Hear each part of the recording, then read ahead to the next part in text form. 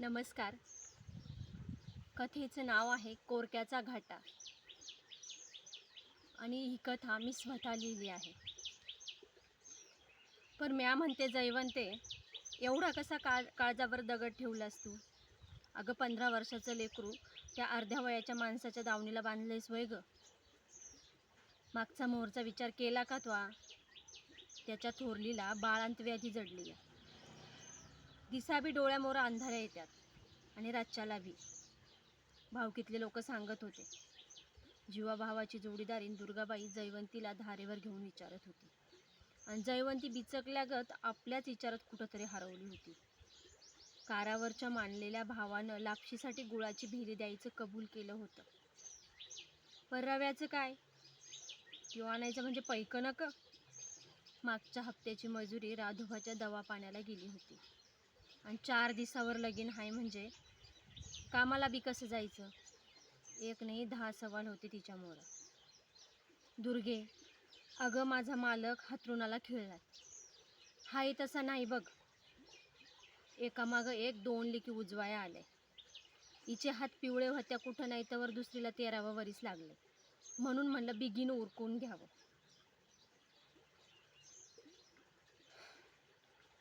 बोलताना मध्येच तिच्या ध्यानात आलं, लापशीच्या रव्याची सोय करायला हवी.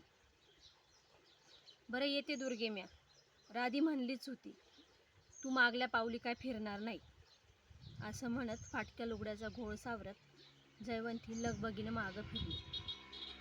कुसाबा, ए कुसाबा, दिवळीवरचं खुरपा आण तुस्कार. आज जाते सुंदर अक्काच्या शेतात हरभरा खुरपाय. असं म्हणत तिनं चप्पल पायाजवळ ओढली. हातात खुरपा देत कुसाबा म्हणाला, आये हरभऱ्याचे टहाळं आणशील नावं? मला उळा करायचा हाय. दे ते खुरपं इकडं. अजून त्याला फुलं बी नाही. तुझी उळा करायची तयारी झाली वैर? लापशीच्या रव्यासाठी 2 दिवसावर आलेलं लगीन जयवंती विसरून गेली आणि खुरपं घेऊन सुंदर अक्काच्या शेतावर खुरपाय गेली. दुपारच्याला भाकर बांधून पण नाही घेतली. जेवण येळ झाली तशा सगळ्या रानसोबतीने जेवायला सावली शोधू लागल्या. विहिरीच्या कडाला बकानाचं झाड होतं. त्याच्या खाली पाण्याचा हंडा ठेवला होता. जयवंते, ए जयवंते, एकीनं हाक मारली. जेवायचं नाही वय ग तुला? नाही, म्या भाकर नाही आणली. तसे बी दुपारच्याला जेवत नाही म्या. भूक नाही मले. काहून नाही भूक? काम भाकर खातं या, पोट नाही. चल, एका भाकरीचं 4 तुकडं करून खावं माणसानं. पाटाकडल्या आळीची लीलाबाई भाकरीच्या फडक्याची गाठ सोडत तिला म्हणाली. जयवंतीनं खुरपं बसल्या जागी ठेवलं आणि हातावर पाणी घेतलं. त्याच हाताचा खोंगा करून तोंडावरून फिरवला. किती गोड वाटलं बघ गार पाण्याचा हात तोंडावरून फिरवल्यावर. काय कालवण आणलं ग सुशे? वरल्या आळीच्या सुशाबाईला लीलानं विचारलं. खुरासणीची मिरची आणि कोरके हाय बघ, माझी सासूरी राखून ठेवती या माझ्यासाठी. कोरके आणि खुरासणीची मिरची खात सुशी म्हणाली. सुशीच्या फडक्यातलं मुठभर कोरकं जयवंतीने घेतलं आणि निखाऱ्यावर भाजलेल्या कोरक्याची चव तिच्या जिभेवर विरघळत राहिली. सांच्याला घरी गेल्यावर राधीनं गरम पाण्याचं कोळंबं तिच्यासमोर आणून ठेवलं. भेगा पडलेल्या पायावर गरम पाणी घेतल्यावर कसं शेकल्यागत वाटत होतं. संध्याकाळच्याला मीठ टाकून लाल मकाची घुगरी शिजवली होती. घुगरी गदगदा शिजत होती आणि जयवंतीच्या डोक्यात लग्नाची घुगरी कशी शिजवायची याचं काहूर माजलं होतं. रातच्याला हातरलेल्या गोधडीवर डोकं ठेवताच बाहेर टिटवी कर्कश आवाजात टिटीव टिव करायला लागली. तसं जयवंतीच्या काळजात धस्स झालं. तिनं राधोबाकडे डोकावून बघितलं. राधोबाला नुकताच डुकला लागला होता. उद्या राधीची हळद, परवाला लगीन. शिताळ जाय गो बाई, शिताळ जाय. तुझा पानमळा राख. काही विपरीत घडू देऊ नक. असं जयवंती तोंडातल्या तोंडात बडबडत तिने घोंगडी तोंडावर ओढून घेतली. दिवसभर थकल्यामुळं तिचा डोळा लागला. रात्रीचा 3रा प्रहर सुरू झाला. पिवळी पिवळी हळद कुणीतरी पाणी टाकून खलवत होतं. कुणीतरी चुलीवर शेवयाचा भात येळाय टाकला होता. आणि जयवंती लापशीचा रवा सुपानं पाखडत होती. अन अचानक तिला जाग आली. गावातली 4-5 कुत्री एकत्र गोळा झाली आणि एका सुरात इवळायला लागली. त्यांच्या भेसूर इवळण्यानं अख्खं गाव जागं झालं आणि काराच्या दिशेनं जोरजोरात रडायचा आवाज येऊ लागला. आणि जयवंतीच्या मानलेल्या भावाला म्हणजे तुकादादाला झोपेतच पान लागलं. 2 उचक्या घेऊन तोंडावरून फेस आला. तेव्हा त्याच्या बायकोनं तुळसानं पाहिलं आणि ती भेदारलीच. दवा पाणी करायच्या आत त्याचा जीव गेला.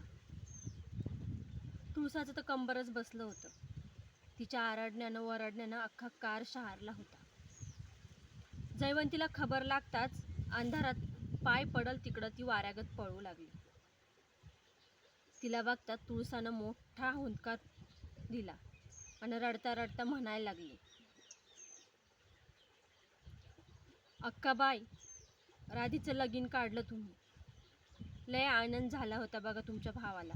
गुळाची भेली देणार होते लापशीला आणि हे काय होऊन बसलं. माझा कुंकवाचा करंडा चोरला बघा देवानं. मयत उरकून जयवंती घरी आली आणि तिच्या पायावर पाय देऊन वऱ्हाडाच्या बैलगाड्या उतरल्या. आता मात्र जयवंतीची धांदळ उडाली. पाहुण्यांना गुळाचा खडा आणि पाण्याचा लोटा भरून दिला. आता मात्र संध्याकाळी पाहुण्यांच्या थाळीत काय वाढायचं असा सवाल तिच्या मोहरं उभा राहिला. तेवढ्यात कुसाबानं हाक मारली, आये करंजीची मावशी आली बघ. करंजीची हिरू बहिणीच्या पुरीच्या लग्नाला आदल्या दिवशीच आली होती. सोबत 4 चिल्ले पिल्ले, 2 मुलं 2 मुली. जयवंतीनं पदराची झोळी केली, मागल्या आळीला गेली. दुर्गीच्या घरापासून सुरुवात केली. दुर्गीनं काय समजायचं ते समजून घेतलं आणि घरातून पुढच्या दाराला सासू होती म्हणून मागच्या दारानं 1 किलोचा गुळाचा खडा आणून जयवंतीच्या झोळीत टाकला. त्याच्या पुढच्या घरात 1 भाकर, तिसऱ्या घरात अर्धी भाकर, चौथ्या घरात कोरके,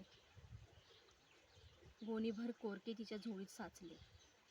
ते घेऊन जयवंती मागच्या पडक्या भीतीच्या कडेनं आली आणि हिरूला चुलीवर आधान ठेवायला सांगितलं. आधनात गुळाचा खडा सोडून दिला आणि चुलांगणात जाळ वाढवलं.